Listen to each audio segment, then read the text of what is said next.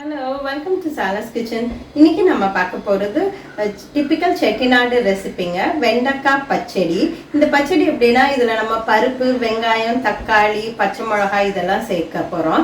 சேர்க்கும் போது எல்லாமே கொஞ்சம் தூக்கலாக சேர்த்திங்கன்னா அது உப்பு, புளிப்பு, காரம் எல்லாம் கொஞ்சம் தூக்கலாக இருக்கும். இந்த டிஷ் ரொம்ப நல்லா இருக்கும். அதுக்கு தேவையான இன்க்ரீடியன்ஸ் இங்கே இருக்குது. இது வந்து வெண்டைக்காய் நல்லா பொடியாக நறுக்கியிருக்கோம். நல்ல வெண்டைக்காயை நல்லா கழுவி துண்டில் தொடச்சிருங்க. அந்த ஈரப்பசை இல்லாமல் இருந்தால் தான் வழுவழுப்பு சீக்கிரம் போகும். ஸோ வெண்டைக்காய், தக்காளி, ஒரு பெரிய வெங்காயம் நல்லா பொடியாக நறுக்கியிருக்கிறேன். பச்சை மிளகா, புளி, துவரம் பருப்பு வந்து ஒரு 3/4 வேக்காடில் எடுத்து வச்சுக்கணும். அப்புறம் கொத்தமல்லி.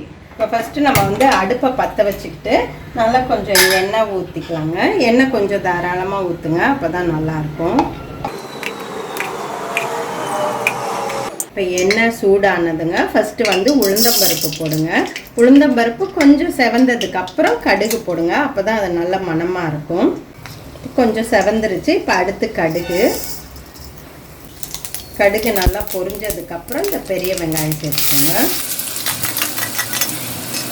அடுத்ததாக பச்சை மிளகாய். எப்போவுமே பச்சை மிளகாயை டைரெக்டாக எண்ணெயில் போடாதீங்க. போட்டிங்கன்னா ரொம்ப காரம், எல்லாருக்கும் இருமலை கிளப்பி விட்டுரும்.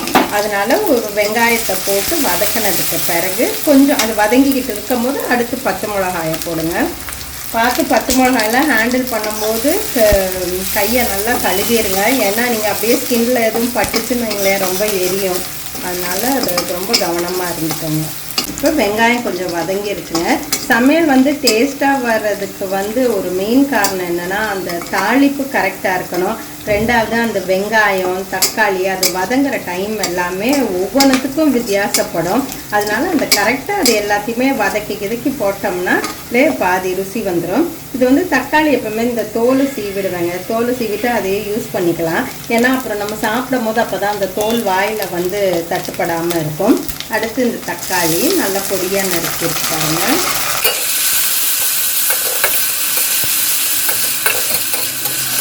இந்த அளவு எண்ணெய் ஊற்றினாதாங்க சரியாக வரும். அடுத்து இந்த வெண்டைக்காயும் இந்த மாதிரி கொஞ்சம் பொடியாக நறுக்கிக்கணும். நடுவில் 2ஆக நறுக்கிட்டு அதுக்கப்புறம் மறுபடியும் நறுக்கினீங்கன்னா இந்த மாதிரி பொடியாக வந்துடும். இப்போ அடுத்து என்ன பண்ணுங்கன்னா, தீயை வந்து கம்மி பண்ணிடுங்க. ஏன்னா இது வந்து கொஞ்சம் டைம் எடுக்கும். கிட்டத்தட்ட ஒரு 10 நிமிஷமாவது இது நல்லா வதங்கணுங்க. இது வதங்கும் போதே தேவையான கொஞ்சம் உப்பை சேர்த்துருங்க, அப்போ தான் கொஞ்சம் சீக்கிரம் வதங்கும். இப்போ கிட்டத்தட்ட ஒரு 8 நிமிஷத்துக்கிட்ட ஆயிருக்குங்க. இப்போ வலுவழுப்பு இல்லை பாருங்கள். வலுவழுப்பு இருந்ததுன்னா இந்த கரண்டியிலலாம் அப்படியே ஒட்டிக்கிட்டு இருக்கும்.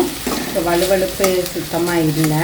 இப்போ அடுத்து என்ன பண்ண போகிறோம்னா, கொஞ்சம் பச்சை மிளகா கொஞ்சம் காரம் கம்மியாகிறதுனால கொஞ்சம் பிளெயின் சில்லி பவுடர் கொஞ்சம் சேர்த்துக்க போகிறோம். சேர்த்துட்டு இங்கே வேக வச்சுருக்கோம்ல பருப்பு, அந்த பருப்பு தண்ணியிலே இது வேக விடுங்க.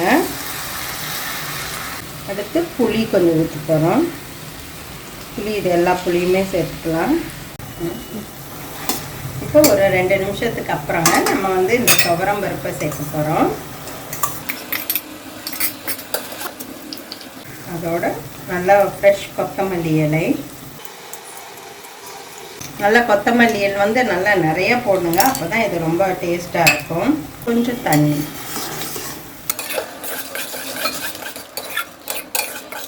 இது ஒரு 2 நிமிஷம் கொதிச்சதுக்கப்புறம் இறக்க வேண்டியதாங்க. உப்பு வந்து பார்த்துக்கோங்க, தேவையான அளவு. கொஞ்சம் பத்தலைன்னா இன்னும் கொஞ்சம் சேர்த்துக்கலாம். அவ்வளோதாங்க, நம்மளோட வெண்டைக்காய் பச்சடி இப்போ ரெடி ஆயிடுச்சு. நல்லா கொதிச்சுட்டு அந்த தக்காளி தோல் இருக்குது பாருங்கள், இதை இப்படியே நீங்கள் சர்வ் பண்ணுறதுக்கு முன்னாடி இதை எடுத்துடலாம்.